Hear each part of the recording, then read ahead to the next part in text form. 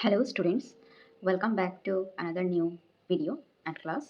তাহলে আজকের এই ক্লাসটি হলো কিভাবে তোমরা ডেমো দেবে। ডেমো দেওয়ার সময় বা ইন্টারভিউ দেওয়ার সময় তোমরা কি প্রসেস অবলম্বন করবে, অর্থাৎ ডুজ অ্যান্ড ডোন্টস নিয়ে। ঠিক আছে? তাই আজকের এই ভিডিওটি মিস না করে একদম শেষ পর্যন্ত কিন্তু তোমরা আমার সাথে থাকবে। আর এই ভিডিওটি ভালো লেগে থাকলে অবশ্যই লাইক করবে, শেয়ার করবে এবং আমার চ্যানেলটিকে সাবস্ক্রাইব করে দেবে। আর কমেন্ট করতেও কিন্তু ভুলবে না। আশা করি এই ভিডিওটি তোমাদের জন্য খুবই হেল্পফুল হবে, কারণ এই ভিডিওতে আমি এমন কিছু তথ্য দেব যা আশা করি আগে কোনোদিনও কোনো ইউটিউবে কোনো এক্সাম রিলেটেড চ্যানেল দেয়নি তোমাদের, বা প্রকাশ্যে বলার সেটা সাহস করেনি। কিন্তু আজকে আমি তোমাদেরকে সেই সকল জিনিসের সম্বন্ধে সচেতন করতে চাচ্ছি, যেটা একটা শিক্ষার্থী বা একটা পরীক্ষার্থীর করা উচিত ইন্টারভিউর জন্য। আর এই জিনিসগুলো তোমরা যদি মেনে চলো, তাহলে দেখবে তোমরা কিন্তু ভালো রেজাল্ট পাবে ইন্টারভিউর পর। আদারওয়াইজ যদি তোমরা এই ভুলগুলো করো, তাহলে কিন্তু তোমরা ওখানে ডিসকোয়ালিফাই হয়ে যাবে। সো দেরি না করে তাহলে চলো শুরু করা যাক আজকের ভিডিওটি। ফার্স্টে যেটা খুবই ইম্পর্টেন্ট সেটা হচ্ছে, একদিকে লিখো ডুস, অর্থাৎ কী কী করবে, একদিকে লিখে দাও ডোন্ট, কী কী করা উচিত নয়। ডুস, সবার ফার্স্টে তোমরা মনে রাখবে, তোমরা যেদিন ইন্টারভিউ দিতে যাবে সেদিন খুবই একটা একটা ড্রেস কোড তোমাদের মেনটেন করতে হবে। তো ড্রেস কোডটা কেমন হবে? খুবই লাইট কালারের কোনো, মেয়েরা পরবে শাড়ি, ছেলেরা পরবে শার্ট এবং কোনো ব্ল্যাক কালারের প্যান্ট। ঠিক আছে? আর সাথে ফর্মাল প্যান্টটা হতে হবে, ফর্মাল প্যান্ট, এবং মেয়েদের শাড়ি হতে হবে হালকা কালারের। ঠিক আছে? খুবই ভদ্র মার্জিত, এরকম ডিপ পিঙ্ক থিঙ্ক ব্লু এসব কালার চলবে না, তোমরা যে কোনো হালকা কালার শাড়ি পরতে পারো। সো এটা তোমাকে ফার্স্টে মেনটেন করতে হবে। নেক্সট আসো কি, এন্ট্রি। এন্ট্রি অর্থাৎ তুমি যখন প্রবেশ করবে তোমার ইন্টারভিউ রুমে, তখন স্যারের থেকে কিন্তু পারমিশন নেবে যে স্যার আমি কি আসতে পারি। যদি তোমার স্যার তখন তোমাকে পারমিশন দেয় যে হ্যাঁ আসুন, তখন তুমি প্রবেশ করবে। ঠিক আছে? নেক্সট থার্ড নম্বর কি, থার্ড নাম্বার হচ্ছে সবসময় সাথে একটি ট্রান্সপারেন্ট ফাইল ফাইল ইউজ করবে, যেটা নাকি কেমন হবে, ফাইলটা হবে ট্রান্সপারেন্ট, কারণ সেখানে তুমি তোমার ডকুমেন্টসগুলো রাখবে, তাই তো? হ্যাঁ, বিভিন্ন স্টাইলিশ বিভিন্ন ধরনের ফাইল হয়, তোমরা নিয়ে যেতে পারো, যদি সেটাকে নিয়ে তারা এন্ট্রি করে তোমাদের ঢুকবে। না হলে ট্রান্সপারেন্ট, যেটা প্রধানত ট্রান্সপারেন্ট ফাইলটাকেই তারা অ্যালাউ করে কিন্তু। তো এটা গেল ফাইল। আচ্ছা, এবার আসবে ফোর্থ পয়েন্টে। কী করতে হবে ফোর্থ পয়েন্টে? একবার তুমি প্রবেশ করলে, ঠিক আছে, তারপর স্যাররা যদি তোমাকে বলে যে হ্যাঁ এখন আপনি বসতে পারেন, যদি তোমাকে এইভাবে বলে, দেন গুড, তুমি চেয়ারটা সরিয়ে বসবে। আদারওয়াইজ তুমি জিজ্ঞাসা করবে স্যার আমি কি বসতে পারবো।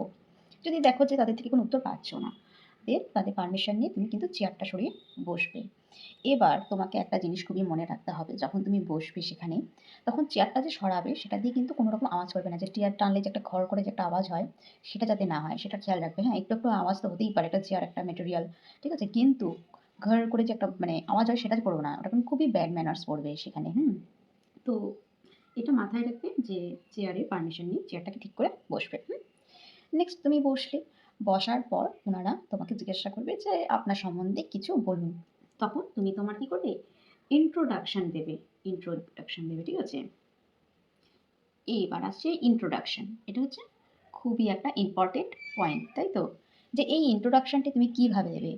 ইন্ট্রোডাকশনটি দেওয়ার কিছু নিয়ম রয়েছে। প্রথমে তোমার নিজের নাম বলবে, কোথা থেকে এসেছো সেটা বলবে, তারপর মাধ্যমিক কবে পাশ করেছো, কোন বোর্ডের থেকে সেটা বলে দিলে, স্কুলের নাম নাও বলতে পারো, বোর্ডের নাম বললেই হবে। তারপর উচ্চ মাধ্যমিকেও সেম, কবে পাশ করেছো, বোর্ডের নাম। তারপর যদি গ্র্যাজুয়েশন করে থাকো তাহলে সেই গ্র্যাজুয়েশন কবে হয়েছে, কোথা থেকে করেছো, কোন ইউনিভার্সিটির আন্ডারে। ঠিক আছে? তারপরে বলবে যে তুমি যে ডিএলএড বা যে ট্রেনিং কোর্স করেছো সেই ট্রেনিং কোর্স কোথা থেকে করেছো, কোন ইউনিভার্সিটির আন্ডারে। এটা দিয়ে আর সালটা বলে দেবে যে এত সালে কমপ্লিট হয়েছে। বলার পরে নিজের সম্পর্কে দুটো লাইন বলে সেখানে তোমার ইন্ট্রোডাকশন সমাপ্ত করবে। লাস্টে দুটো লাইন কিন্তু খুবই ভাইটাল, কারণ সেখানে হচ্ছে তোমার একটা ভালো ইমপ্রেশন করবে। তাহলে ফার্স্টে আমি লিখে দিচ্ছি, তোমরা খাতায় কিন্তু নোট ডাউন করে নাও। তাহলে ফার্স্টে মাধ্যমিক পরীক্ষা সম্পর্কে বললে, তারপর তারপর বলবে হচ্ছে এইচএস সম্পর্কে, ঠিক আছে, তারপর হচ্ছে গ্র্যাজুয়েশন সম্পর্কে, তারপরে বলবে তোমার ট্রেনিং সম্পর্কে। হ্যাঁ, তো এই জিনিসগুলি কিন্তু তোমরা খুবই মাথায় রাখবে। তারপরে তোমার নিজের সম্পর্কে 2 লাইন বলবে, ঠিক আছে? আচ্ছা, এগুলো তোমার কিন্তু ডুজে গেল। তাহলে তোমার ইন্ট্রোডাকশন পর্বটা এখানে কমপ্লিট হলো। এই ইন্ট্রোডাকশনের ওপর ডিপেন্ড করেই কিন্তু তোমাকে পরবর্তী প্রশ্নগুলো টিচার করবেন। তাহলে এতটুকু বুঝলাম। ডোন্টস এর মধ্যে আমরা কী পেলাম? ভিভিআই যেটা, সেটা হচ্ছে নয়েজ, এক্সট্রা কোনো নয়েজ করা যাবে না, ঠিক আছে? নয়েজ মেন এটা ইস্যু করতে হবে যে চেয়ারে যাতে আওয়াজ টাওয়াজ না হয়। নেক্সট কী পেলাম, তোমাদের হাতে যদি কোনো আংটি, গলার মালা বা কোনো রকম জুয়েলারি অর্নামেন্টস থাকে, ঠিক আছে, অর্নামেন্টস, সেগুলোকে কিন্তু সবাই বাড়িতে খুলে রেখে যাবে, ঠিক আছে। নেক্সট এটা একটা মেনটেন করবে, কোনো ডিপ কোনো কালার কিছু ড্রেস ট্রেস পরা যাবে না বা নেওয়া যাবে না। এরপর তোমাকে ইন্ট্রোডাকশনের পরে কোশ্চেনও জিজ্ঞাসা করতে পারে, বা এরকম হতে পারে যে তোমাকে বলতে পারে যে এবার আজকে আপনি কী ডেমো দিতে চান, এভাবে কিন্তু তোমাকে আপনি বলেই সম্বোধন করবে। এটা তোমরা জানোই, তোমরা টিচার হতে চলছো, তোমরা কিন্তু সেখানে কোনো স্টুডেন্ট নও। তারপর তুমি সেখানে বলবে যে আজকে স্যার আমি এই ডেমোগুলো রেডি করেছি। কখনো কিন্তু একটা টপিক বলো না, একটা বললে কি হবে, ওনারা কিন্তু আরেকটা তোমার কাছে জিজ্ঞাসা করবে যে আর কিছু রেডি করোনি, এরকম করে কিন্তু জিজ্ঞাসা করবে। তো তখন কিন্তু তোমাকে রেডি করেই রাখতে হবে। তো তুমি তোমার টপিকগুলো বললে, ওনারা বলতে পারে যে হ্যাঁ তাহলে এখান থেকে এটা পড়াও, ঠিক আছে, তুমি পড়াতে পারো। বা এরকম হতে পারে যে তোমাকে বলতে পারে যে আমি যদি আপনাকে কোনো টপিক দেই, তবে কি আপনি সেটা কি পড়াবেন, পড়াতে পারবেন? তখন কিন্তু তুমি না বলবে না, এটা কিন্তু তাহলে তোমার মানে একদম খুবই বাজে ইমপ্রেশন পড়ে যাবে। তো তখন তোমাকে বলতে হবে যে হ্যাঁ স্যার আমি চেষ্টা করে দেখব, আমি আমার সম্পূর্ণ দিয়ে চেষ্টা করে দেখব ভালো করে পড়ানোর। তো তুমি তখন এই উত্তরটা দিবে, মুখের উপরে কিন্তু না বলতে যাবে না, তাহলে কিন্তু খুবই একটা ব্যাড ইমপ্রেশন। দিয়ে তুমি তোমার ডেমোটা ভালো করে দিবে। এবার ডেমো দিতে গিয়েও তোমাকে কিছু নিয়ম ফলো করতে হবে যে আরেকটা ভেরি ইম্পর্টেন্ট জিনিস, সেটা কি, তুমি যখন এন্ট্রি করছো এই এন্ট্রি টাইমটা কিন্তু খুব ইম্পর্টেন্ট। তুমি এন্ট্রি করলে, গিয়ে প্রথমে চেয়ারে বসবে, বসার পরে কিন্তু প্রত্যেকটি স্যার ম্যাডামকে গুড মর্নিং বলে বা গুড আফটারনুন যেটাই তোমার টাইম হোক সেভাবে বলে স্যারকে কিন্তু একটা অভ্যর্থনা জানাবে। এবার এরকম দেখা গেল যে সেখানে 4 জন টিচার্স আছে। তো তুমি কিন্তু প্রত্যেককে আলাদা করে বলবে যে good morning sir, good morning madam, এরকম করে প্রত্যেককে আলাদা আলাদা করে বলবে, ঠিক আছে।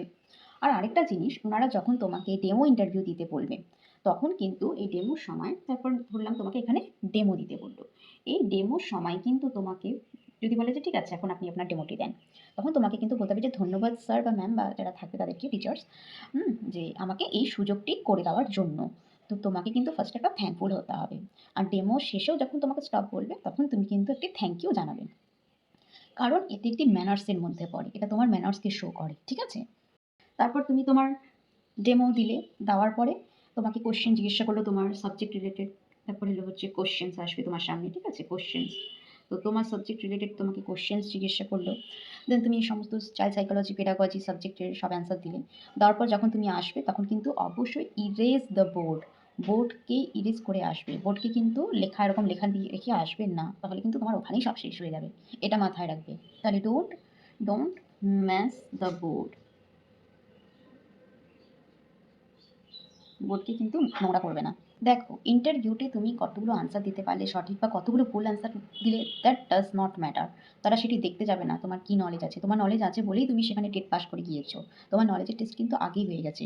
সেখানে ওনারা দেখবে যে তুমি অ্যাজ এ টিচার কতটা ক্যাপেবল একটা স্টুডেন্টকে হ্যান্ডেল, তুমি কতটা ম্যানার্স জানো, তোমার মধ্যে কী কী গুণ আছে, ঠিক আছে। তো সেই জিনিসগুলো দেখবে, তাই ম্যানার্সটাকে খুব ভালোভাবে মেনটেন করবে। যদি সেখানে তোমার কোনো কোশ্চেনের উত্তর না জানা থাকে, তুমি ডিরেক্ট বলবে যে স্যার এটি আমার এখন জানা নেই, তবে আমি এটি দেখে নেব, বা এইটির উত্তরটি আমি পরে দেখে নিব। এটা হচ্ছে সবচেয়ে ভালো উত্তর। কখনোই ভেবে চিন্তে কোনো ভুলভাল আনসার দেবে না, ঠিক আছে। কনফিডেন্টের সাথে অনেকে আছে ভুল আনসার দেয়, সেটা তো আরও করবে না। না পারলে না বলবে সেখানেই। তাহলে এই কয়টি নিয়ম কিন্তু তোমরা সেই ইন্টারভিউর ওখানে ফলো করবে খুবই ভালো করে। আর এগুলো যদি ফলো করো, তোমাকে কেউ আটকাতে পারবে না সেই চাকরি পাওয়ার থেকে। এবার সবার শেষে কী করবে, স্যারকে একটি থ্যাংক ইউ জানাবে, থ্যাংক ইউ জানিয়ে আসবে, ঠিক আছে, থ্যাংক ইউ বলবে সবার শেষে স্যারকে। তাহলে তোমার ইন্টারভিউ কমপ্লিট। আর আরেকটা জিনিস, তোমরা যখন সেখানে প্রবেশ করছো ইন্টারভিউ হলে, সেখানে কিন্তু সিসিটিভি ক্যামেরা লাগানো থাকে। তাই তোমরা কিন্তু সেখানে গিয়ে, তোমার চেনা পরিচিত অনেকেই সেখানে ইন্টারভিউ দিতে যেতে পারে, তোমার ফ্রেন্ডস বা ফ্যামিলি মেম্বার্স অনেকেই থাকতে পারে। তোমরা কিন্তু কারোর সাথে কথা বলতে সেখানে গিয়ে যাবে না যে কিরে তোর কেমন হলো, কিরে তুই কী করলি, তোকে কী পছন্দ হলো, এগুলো কিন্তু একদমই করবে না। বিকজ তারা কিন্তু শুরু থেকেই তোমাকে ফলো করবে বা ফলো করছে তোমার হাব ভাব, তোমার ম্যানার্সগুলো, ঠিক আছে। তো সেক্ষেত্রে কিন্তু তোমার উপর একটি নেগেটিভ ইমপ্রেশন পড়বে।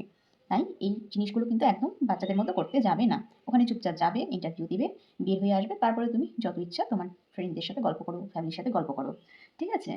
তাহলে আজকের ভিডিওটি কিন্তু এতটুকুই রাখলাম। আশা করি এই ভিডিওটি তোমাদের কাছে অনেকটাই হেল্পফুল হবে এবং তোমাদের ইন্টারভিউ দিন অনেকটা সাহায্য করবে, তোমরা যদি এই রুলসগুলো মেনে চলো, ঠিক আছে। তাহলে এই ভিডিওটি ভালো লেগে থাকলে অবশ্যই লাইক করবে, শেয়ার করবে এবং আমার চ্যানেলটি কিন্তু অবশ্যই সাবস্ক্রাইব করে দেবে এরকম আরও ভালো ভালো ভিডিও পেতে। এর পরের ভিডিওতে ইন্টারভিউর সময় ইন্ট্রোডাকশানে কী কী বলবে সেটাও তোমাদের আমি বলে দিব, বা কীভাবে ডেমো দিতে হয় সেগুলোও আমি নিয়ে ভিডিও করে তোমাদের দেখিয়ে দিব। So stay tuned. Thank you so much.